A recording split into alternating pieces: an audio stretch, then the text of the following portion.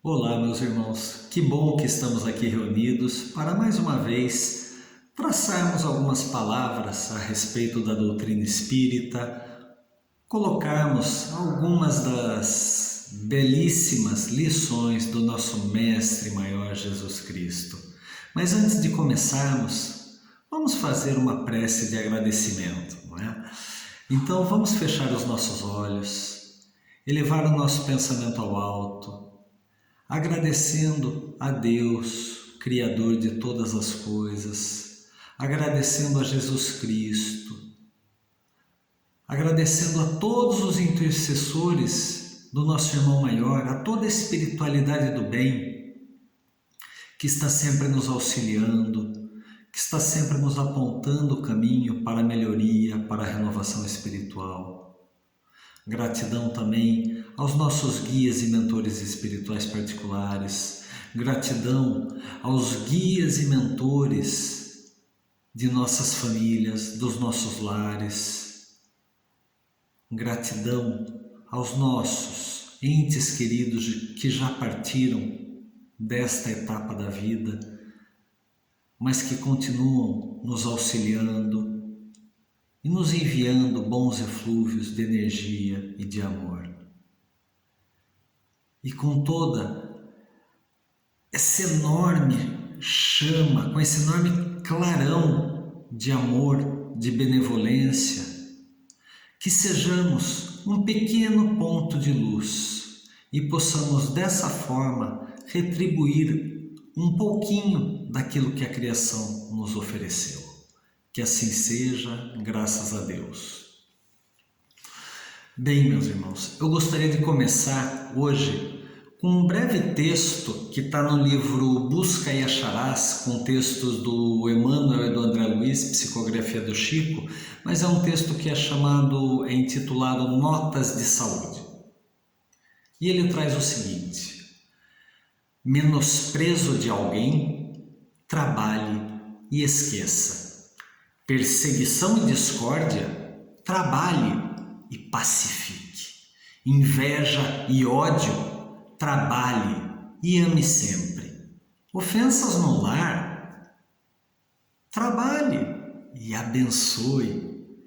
Desilusões à frente, trabalhe e renove-se. Censura e crítica, trabalhe e agradeça. Intriga e maledicência, trabalhe e silencie. Golpes e prejuízos, trabalhe e siga adiante. Crueldade e traição, trabalhe e desculpe. Em todas as dificuldades, trabalhe, ore e perdoe. Reconheçamos, porém, que em qualquer processo de sustentação da saúde, o primeiro passo será sempre o trabalho. Bonito, né? E talvez vocês já tenham percebido, mas hoje eu quero falar sobre a lei do trabalho. É uma das leis morais, das leis divinas ou naturais, trazidas na codificação, lá no Evangelho segundo o Espiritismo, no livro 3º, quando temos as leis morais. A espiritualidade, através do Kardec, nos ensina que essas leis morais, leis divinas ou naturais, são aquelas leis de Deus, leis únicas, leis verdadeiras, leis imutáveis para a felicidade do homem. São elas que indicam o caminho que nós devemos seguir, o que é que nós devemos fazer. E, por consequência, se nós nos afastarmos dessas leis divinas, dessas leis morais, mais infelizes nós seremos.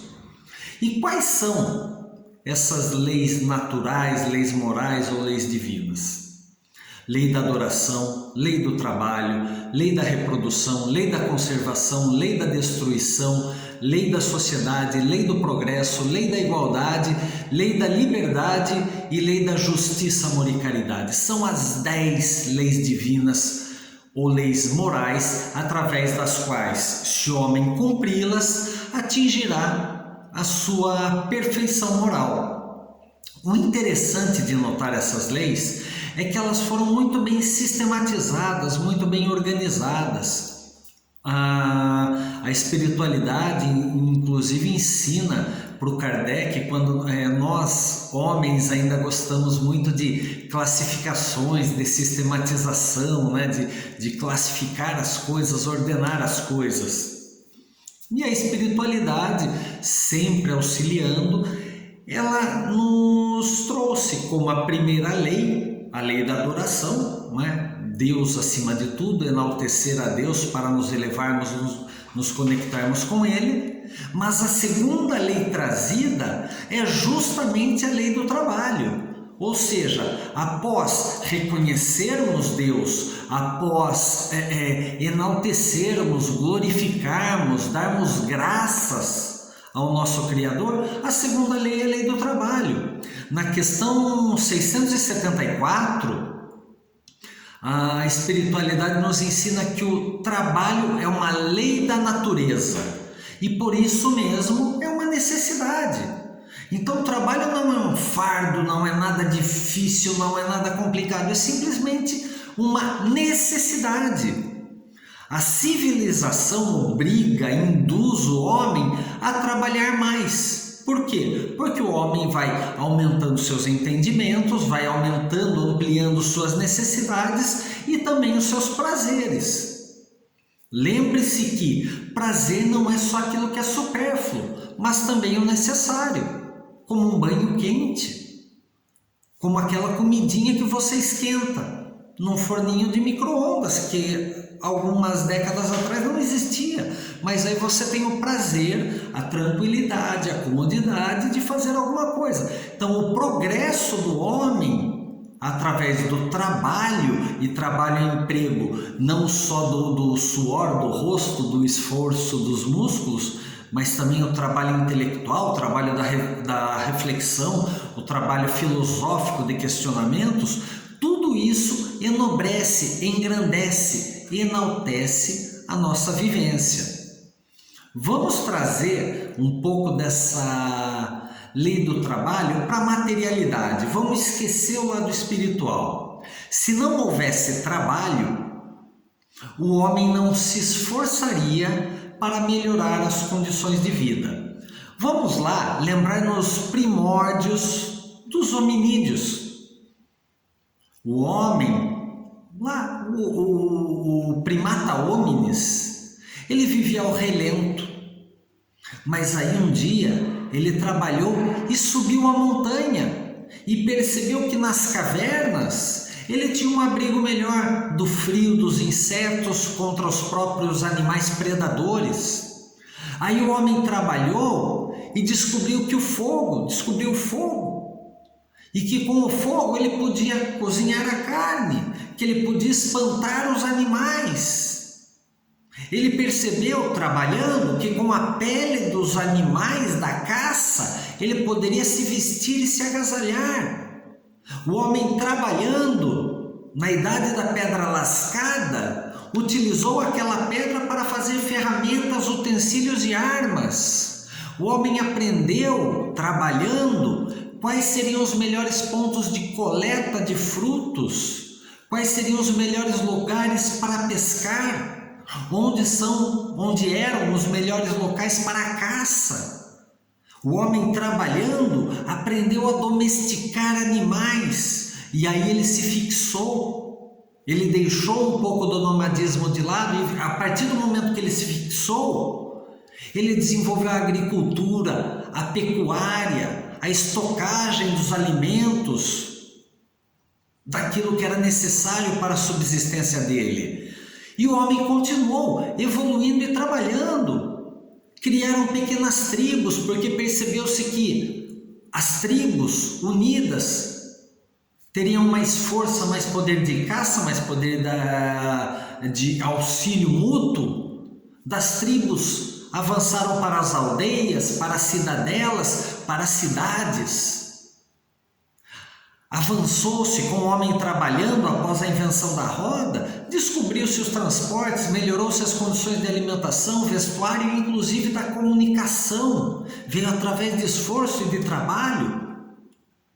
O desenvolvimento intelectual começou a aflorar cada vez mais. Daquele homem surgido há 75 mil anos até 20 mil anos atrás, o homem evoluiu dentro daquela rusticidade, mas ele evoluiu muito, sempre trabalhando. E de lá para cá começou um desenvolvimento intelectual muito forte.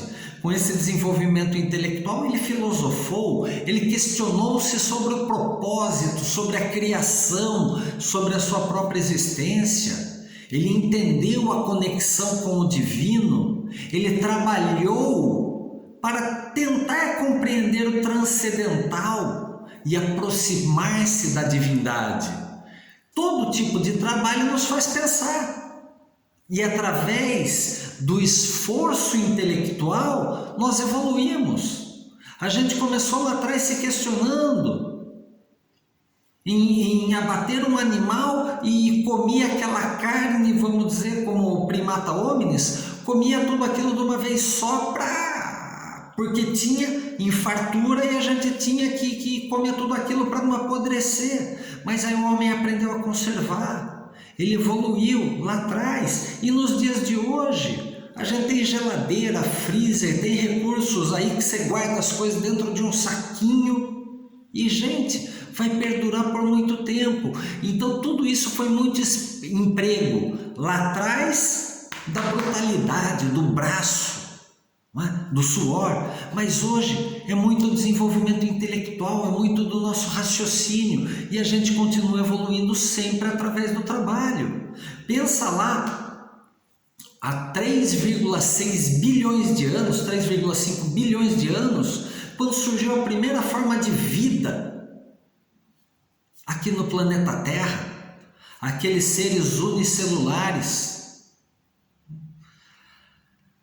Eles de alguma forma aprenderam, através de um esforço, de um trabalho, a agrupar átomos.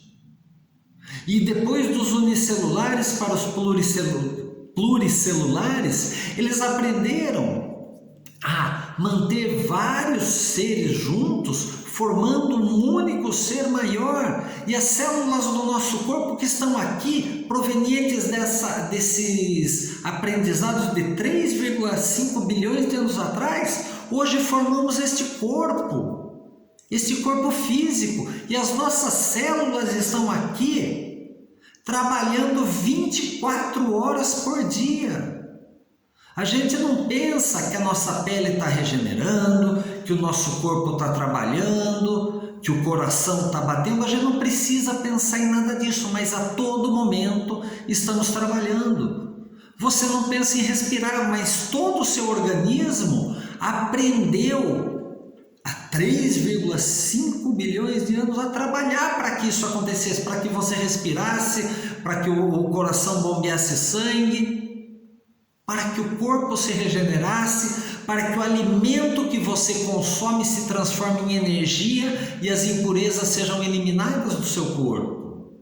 Então, a todo momento estamos trabalhando. E na questão 675, lá do Livro dos Espíritos, o Kardec questiona a espiritualidade se só devemos entender por trabalho as ocupações materiais. E aí os espíritos são categóricos e dizem não, porque o espírito também trabalha tal e qual corpo. Toda ocupação útil é trabalho.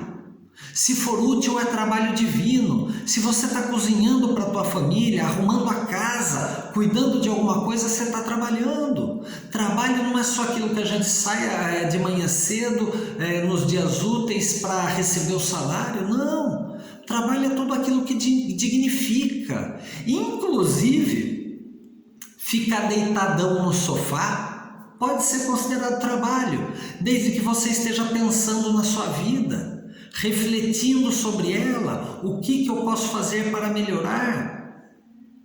Aquele momento seu de reflexão, de meditação, é um trabalho. Por quê? Porque você está equilibrando o seu corpo, harmonizando sua mente, está orando, está vibrando pelo planeta, pelos outros. Tudo isso é trabalho. Agora, se ficar lá deitadão no sofá sem fazer nada, aí realmente já não é tão trabalho. Lógico, precisamos também dos nossos momentos de descanso e de lazer. Mas veja, o quanto tempo estamos entregando a essa ociosidade. E aí muita gente vai falar, cabeça ociosa é oficina do capeta. Não é isso. Aprendemos que a cabeça ociosa é a oficina do capeta. Gente, deixa o tinhoso de lado. Deixa esse nosso irmãozinho chamado de tinhoso. Deixa o capeta, o diabo, o vermelhão, o trevoso, o chifrudo. Deixa ele evoluir, deixa ele caminhar. Falar que a ociosidade é a oficina dele é não querer se responsabilizar por você mesmo. Falar que cabeça ociosa é a oficina do diabo é querer ser vítima para não assumir a responsabilidade e trabalhar. A doutrina espírita nos convida à autorresponsabilidade, à autodisciplina. Nós somos responsáveis pelo nosso desenvolvimento. Nós somos responsáveis, temos o livre-arbítrio de escolher trabalhar ou não fazer nada. Então a cabeça ociosa não é a oficina do capeta. Cabeça ociosa é a oficina dos nossos próprios vícios. Como que eu faço para sair dessa? Trabalha. Só devemos entender o trabalho por ocupações materiais, mais uma vez eu friso, não. Pensar, refletir, promover autoconhecimento também é trabalho. É o seu trabalho moral, é o seu trabalho espiritual. A doutrina espírita nos esclarece, nos ensina que o trabalho é essencial, como a gente falou até aqui, pelo avanço intelectual do homem, pelas melhorias de condições de vida, mas também para o avanço intelectual e moral de nós que estamos aqui encarnados.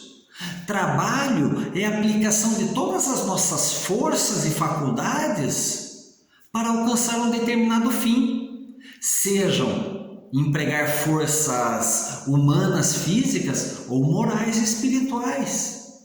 Trabalho não é punição, gente. Chega de pensar que trabalho é fardo, que trabalho é complicado, que trabalho é difícil, que trabalho é punição. Não, trabalho é um recurso educativo de sentimentos e virtudes. Pensa assim, se a vida nossa fosse fácil, se eu pudesse estar todo dia deitadão à beira da praia, sem nenhum problema, qual seria o propósito da tua vida? Desfrutar da vida? E qual seria a evolução? Eu vou ter que ter uma nova reencarnação para trabalhar. Veja, quem lê ou assistiu o Nosso Lar, para quem lê qualquer livro, qualquer romance espírita, nós não vemos, nós não lemos que nenhum espírito está ocioso. Vamos lembrar do Nosso Lar. Em todos os momentos, o André Luiz, o Lísias, Clarice, todos eles estavam trabalhando. A Caminho da Luz, todas as obras, esses espíritos benfeitores estavam trabalhando. Por quê? Porque eles estavam evoluindo. Agora, aqueles que se eximem do trabalho, que querem ficar deitados eternamente em berço esplêndido, esses estão estagnados. E uma hora terão que começar a trabalhar ou compulsoriamente ou pelo seu livre-arbítrio. Mas uma hora vai ter que começar a trabalhar. Então vamos postergar, procrastinar a nossa evolução espiritual, o nosso desenvolvimento? Não vale a pena. Pense, por exemplo, nas pessoas que você admira. Talvez um pai, um tio, um avô, uma mãe, uma avó, uma tia, um professor, uma mentora, um colega. Pensa numa pessoa que você admira muito. Você admira por quê? Porque ela é referência a alguma coisa, porque ela está sempre trabalhando, porque ela está fazendo alguma coisa pelos outros, e não porque ela fica lá sem fazer nada o dia inteiro. Enfim, nós damos valor aquele que luta, aquele que batalha, que trabalha com capacidade, que coloca suas habilidades, suas competências, suas virtudes à prova. Uma pessoa que é ativa no cumprimento do dever, que contribui em favor do progresso social e moral, daquela pessoa que contribui para a sua evolução. Essa pessoa você admira. Pensa, quem foi o maior de todos? Jesus. E o maior de todos foi aquele que mais serviu, que mais trabalhou, que mais fez. Agora pense por outro lado, enquanto os reis, faraós, imperadores, soberanos tivemos aqui na humanidade, eles tiveram um mundo efêmero em suas mãos. Um mundo que passou, eles não trabalhavam, eles chicoteavam os outros para trabalhar. E quem foi a maioria deles? Um ou outro que a gente conhece pelo estudo da história. Mas aqueles que não trabalharam, não fizeram pelo seu povo, não estão na nossa memória. Por outro lado, pense em quem são aqueles que trabalharam pela humanidade, o que representam aqueles que fizeram alguma coisa em prol do outro, como eu citei Jesus, Moisés, os apóstolos, Kardec, Bezerra de Menezes, Chico, Madre Teresa, Gandhi, João Paulo II, Irmã Dulce, aquele tio, primo, avô, mentor, professora que você teve. Essas pessoas que trabalharam, essas impactam nas vidas, essas impactam a sociedade, essas impactam o mundo que está aí à nossa volta. Trabalhar, a espiritualidade ainda nos ensina que constitui verdadeira terapia preventiva a diversos males que atacam o organismo e interferem no nosso comportamento emocional.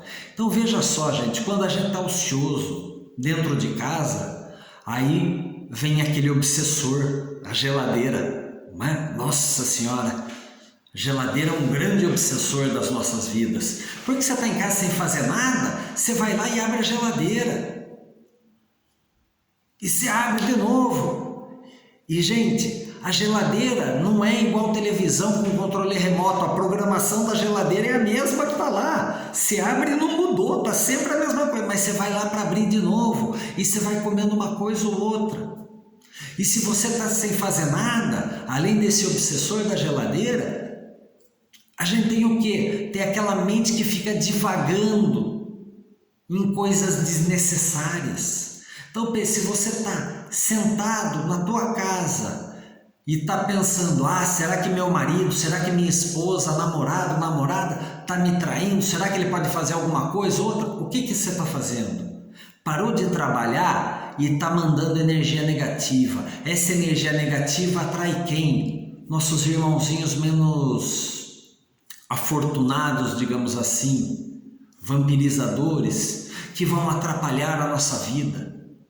E aí a gente começa com aquela gastura, com aquela raiva, com aquela ansiedade, e mentalmente você começa a brigar com você mesmo e brigar com os outros. Para quê?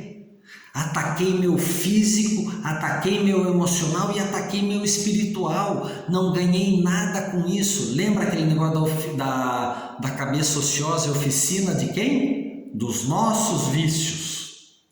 Não é do tinhoso não. A cabeça ociosa é a oficina dos nossos vícios. Cara, então se eu estou pensando em traição, isso, aquilo, por quê? Começa a trabalhar. Será que eu sou possessivo? Será que eu sou ciumento demais? Será que eu não sou verdadeiro e aí estou espelhando os meus medos nos outros? As minhas neuras eu estou jogando para os outros? Gente, a pessoa que é diligente, que é operosa, que é trabalhadora, não dispõe de tempo para futilidade, para ficar observando com perturbação o comportamento alheio. Olha para a tua vida. Você não pode controlar a vida do outro, você não pode escolher pelo outro, você só pode escolher por você mesmo. Você só pode tomar decisões por você mesmo. Agora eu vou ficar pensando no que o outro está fazendo, vou ficar ligando para os outros para falar mal da amiga, do amigo, do chefe, do colega de trabalho? Para quê? Para de falar mal. Vamos trabalhar por nós e auxiliar aos outros também. Cada vez que a gente trabalha ajudando os outros, trabalhamos também por nós. A nossa vida está aqui para evoluirmos, para alcançarmos a renovação espiritual e a reforma íntima. É necessário trabalhar. E aí você pode estar perguntando: caramba, Marcelo, mas só trabalho? Pelo amor de Deus, eu não vou aguentar. Calma, gente. Eu estou falando que o nosso propósito é trabalhar, mas que não é 24 horas por dia. Lembrem-se do Nosso Lar. Quem leu o livro, quem assistiu o filme, que o André Luiz, mesmo querendo trabalhar mais, ele é convidado a descansar.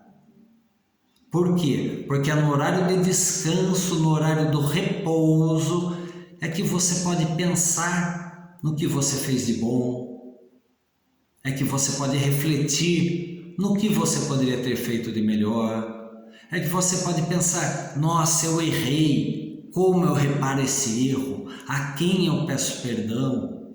Então o repouso é necessário também. O repouso é necessário para reparar as forças do nosso corpo. Então fisicamente ele é necessário para reparar as nossas forças, renovar as energias. Mas também é necessário para dar liberdade à inteligência, para dar liberdade ao nosso espírito, quando se eleva um pouco da matéria, daquele momento de repouso do corpo, da emancipação da alma, né? No momento do sono, por exemplo, que o espírito está mais liberto do corpo, para que a gente possa aprender um pouco mais, para que o nosso guia, nosso mentor, um protetor espiritual, um amigo, um parente já desencarnado, possa nos auxiliar, para que a gente seja convidado a ver as coisas com maior amplitude e depois, quando regressarmos ao corpo, não vamos lembrar de tudo tintim por tintim, virá uma breve noção, uma breve intuição daquilo que a gente pode, daquilo que a gente deve fazer. Então o repouso, já que o trabalho é uma lei natural, o repouso também é uma lei natural. O processo criativo, quando você se coloca muito, eu tenho que fazer isso, eu tenho que fazer aquilo, o processo criativo fica barrado. E às vezes no momento do seu banho, que você está cozinhando alguma coisa, vem aquela ideia, eureka, vem a epifania e vem a grande ideia. Então o repouso está dentro das leis naturais. E hoje, mais do que nunca, nesse mundo maluco, volátil, incerto, com essa correria absurda que a gente faz, com tudo aquilo que a vida urbana nos proporciona de agitação contínua, o repouso é necessário, porque se eu não acalmar minha mente, não equilibrar, não trabalhar uma meditação, não respirar fundo, para olhar para o sol, para agradecer pela chuva, eu fico olhando o quê? Só o dia a dia, só a materialidade, e o esgotamento físico e mental acaba sendo grande. Então o lazer é necessário para facilitar também o relaxamento das nossas tensões, para possibilitar reflexão, programação de novas atividades. No livro Missionários da Luz, tem uma passagem que o Calimério, que é um instrutor do André, ele ensina o André Luiz: observar para realizar é serviço divino.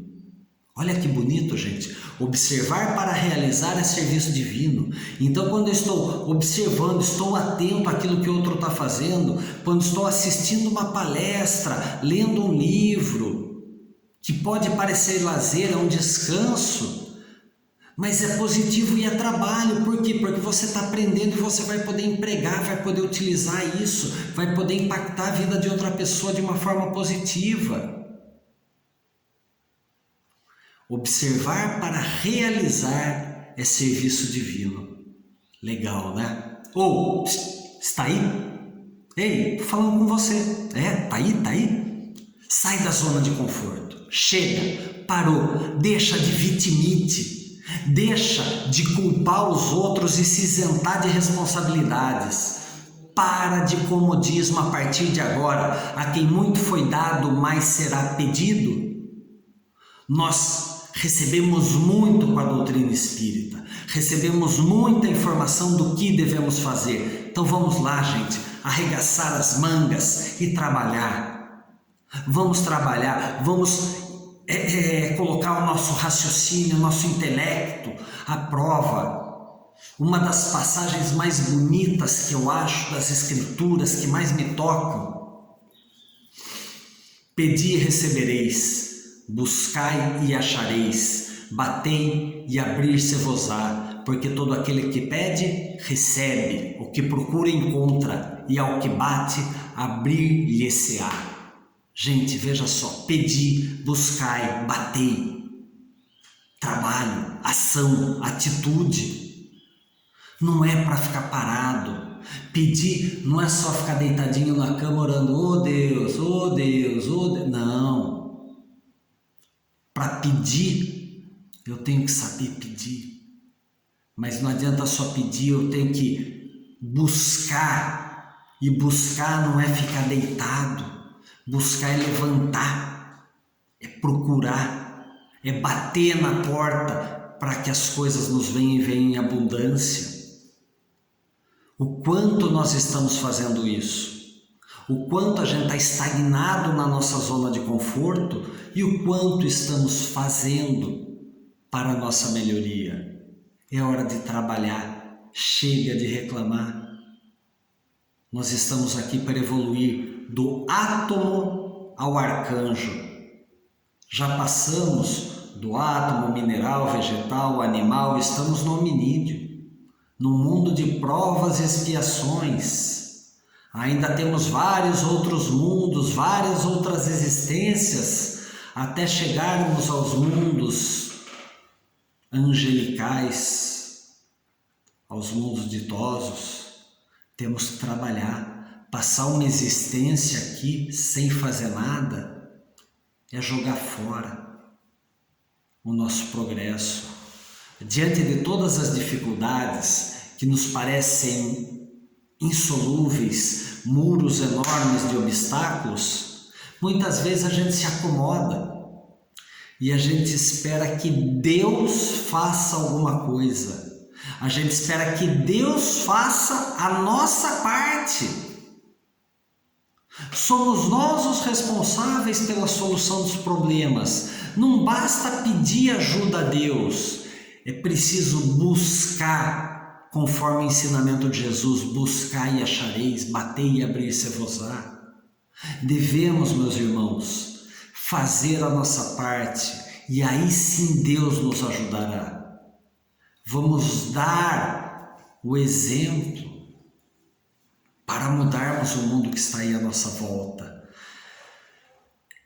Deus nos ajudará naquilo que não está ao nosso alcance para resolver, mas aquilo que está, vamos trabalhar. Vigiai e orai é ação. Vigia. Fica atento, aproveita as oportunidades, não deixa as energias negativas chegarem até você. Vigiar é uma atitude, é uma ação, é um trabalho. Orar é outro tipo de trabalho. A todo momento podemos fazer isso, cabe somente a nós. Não adianta depois que a gente faz uma bobagem, oh Deus me perdoa, já está feito, eu vou ter que trabalhar de novo. Vou ter que trabalhar para corrigir aquilo que eu devia ter feito. A Joana de Ângeles, no livro Leis Morais da Vida, uma psicografia do Divaldo, no capítulo A Bênção do Trabalho, tem um parágrafo que ela traz o seguinte ensinamento: O trabalho é, ao lado da oração, o mais eficiente antídoto contra o mal, porquanto conquista valores incalculáveis com que o espírito corrige suas imperfeições e disciplina sua vontade. Lembremos-nos sempre que Deus a todos ampara, mas a caminhada, os passos, a busca é por nossa conta. Bonito, né? Bonito e profundo. Trabalho e oração, eficientes antídotos contra o mal. Por quê? Porque eu não fico pensando bobagem. Eu não me entrego aos meus vícios do passado, de julgar, de ser intolerante, de possessivismo, de ciúme, de maledicência, de nada disso. Quando eu trabalho, eu estou fazendo algo positivo, e aí eu estou eliminando aquelas minhas imperfeições de falar mal dos outros, ou pensar mal dos outros, ou até mesmo de mim mesmo, e aí eu disciplino minha vontade para sempre estar fazendo alguma coisa. E é isso que faz a gente evoluir. Trabalho, sob o conceito espírita, é o que você precisa fazer para evoluir. Talvez a gente ainda não entenda como algo agradável ou prazeroso, mas é uma necessidade do ser humano, é trabalhar para estar bem. Trabalho é essencial ao crescimento, mas é preciso a gente querer trabalhar e aí trabalhar, porque só o querer não adianta. Querer sem ir trabalhar não adianta nada, então eu tenho que querer trabalhar e ir trabalhar, sem desculpa para não nos esforçarmos. Todos nós somos obreiros da última hora, então vamos agir e vamos trabalhar, mas trabalhar eliminando o fardo, eliminando tenho que fazer isso, tenho que ser aquilo, tenho que no dia de 24 horas fazer um monte de coisa. Calma, lembra também do repouso, do descanso, do lazer que são necessários. Não coloca o trabalho como fardo. A gente já carrega, já veio para a encarnação com uma mochilinha com algumas virtudes e alguns vícios. As virtudes nos facilitam a carregar a mochila. Os vícios são pedrinhas que a gente pode ou ir eliminando, ou podemos inclusive colocar mais pedras na nossa mochila. Cada vez que você fala tenho que, você coloca uma pedrinha. E aí a caminhada fica mais difícil. Então não entenda como fardo. Trabalhe, não queira ser anjo. Não tenha a ilusão da santificação para esta encarnação. Não, a gente ainda vai ter muito tempo, vai ter muita lição para aprender, vai ter muita existência para aprender. Não queira fazer tudo numa só, não é assim que vai funcionar. Então vamos com calma, vamos trabalhando conforme a nossa necessidade, conforme a nossa potencialidade.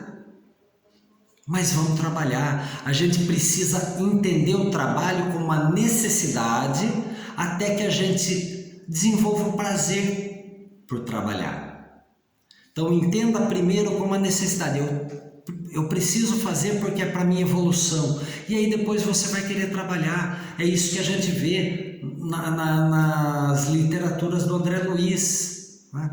Então quando a gente pega Nosso Lar, Mensageiros, Missionários da Luz, é aquilo que eu falei a todo momento. O André, Lísias, Clarencio, Veneranda, Narciso, Tobias, a Laura, o Emmanuel, todos, em todos os momentos estão trabalhando. Lógico, já não é este trabalho que temos neste planeta Terra. É um trabalho diferente, de auxílio espiritual, mas eles já estão um pouco mais evoluídos, um plano um pouco maior. Então muda seus conceitos, quebra seus paradigmas. Trabalho não é uma coisa ruim. Para de criticar. Então eu vejo muito pais falando, nossa, criar os filhos é trabalhoso. Não. Criar os filhos é uma missão. Trabalhoso, difícil, para com isso. Olha que missão maravilhosa a gente recebeu de criar os filhos. Poxa, Então não pense em trabalho de criar os filhos, e sim no prazer de criar os filhos. Não pense o trabalho como suportar aquela pessoa, suportar os pontos negativos da pessoa que convive comigo. Não, tenha gratidão por compartilhar a vida com essa pessoa. E principalmente porque com os vícios que ela tem, é que você vai aprender a ser mais paciente, mais calmo, mais tolerante, mais indulgente, menos julgador. Agradeça. Não pense no trabalho de conviver com pessoas difíceis, agradeça a oportunidade de exercitar suas virtudes. Não pense no trabalho de se esforçar para superar obstáculos e dificuldades. Valorize o aprendizado da fé, da retidão, da abnegação, que são virtudes que estão dentro de nós e a gente não olha.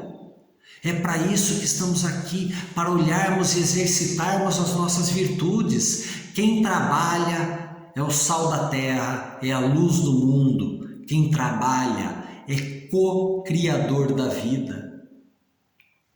Pensa que você veio aqui para realizar uma função. Tem um texto do André Luiz, Psicografia do Chico, que ele fala para não nos desanimarmos, porque se a gente deixar de trabalhar e entrar em desânimo, a gente é como um carro quebrado. Então imagine um tráfego numa rua simples, passa ônibus, automóvel, caminhão, ambulância, viaturas diversas em diversos graus de velocidade, cada uma cumprindo a sua função, cada uma cumprindo o seu propósito. Mas observa, porém, um carro parado, encostado, quebrado. Além dele constituir uma tentação para malfeitores que podem querer roubar ou mesmo vandalizar aquele carro, ele também é um perigo para o trânsito. Ele é um peso morto na economia, porque ele deixou de fazer aquele propósito para o qual foi criado. Mas se o dono do carro resolve recuperá-lo, começa a empurrar o carro, rapidamente aparecem pessoas, outros motoristas, outros pedestres abnegados e empenhados em socorrê-lo, e vão empurrando o carro também, e vão ajudar aquela pessoa cujo equipamento estava parado no meio da pista. Então considere essa lição, não gasta seu tempo, não seja um carro parado no meio da pista. Cada um de nós tem um propósito, cada um de nós tem uma missão, cada um de nós tem um destino aqui de sermos co-criadores da vida. A partir do momento que Deus nos criou, somos co-criadores da vida, da existência. Podemos impactar positivamente a vida dos outros. Podemos auxiliar os outros e a nós mesmos na evolução. Essa é a maravilha da lei do trabalho. Se a primeira lei é a lei da adoração, agradeçamos ao Mestre, agradeçamos ao Pai. Se a segunda lei é a lei do trabalho, que trabalhemos por Ele, para Ele e por nós mesmos. Então, meus irmãos, a mensagem que eu queria deixar aqui é: amai-vos e instruí-vos, vigiai e orai, trabalhai, trabalhai e trabalhai. E que nosso Mestre Jesus Cristo, nossos guias e mentores particulares possam nos auxiliar a cada dia, todos os momentos nessa jornada, sem nos isentarmos das nossas responsabilidades. Eles estão aqui para nos ajudar a empurrar o carro. Mas se nós não empurrarmos, nós não nos empenharmos ao trabalho, seremos somente um peso morto. Então todos nós possamos trabalhar e sermos co-criadores da vida. Fiquem todos com Deus, que assim seja.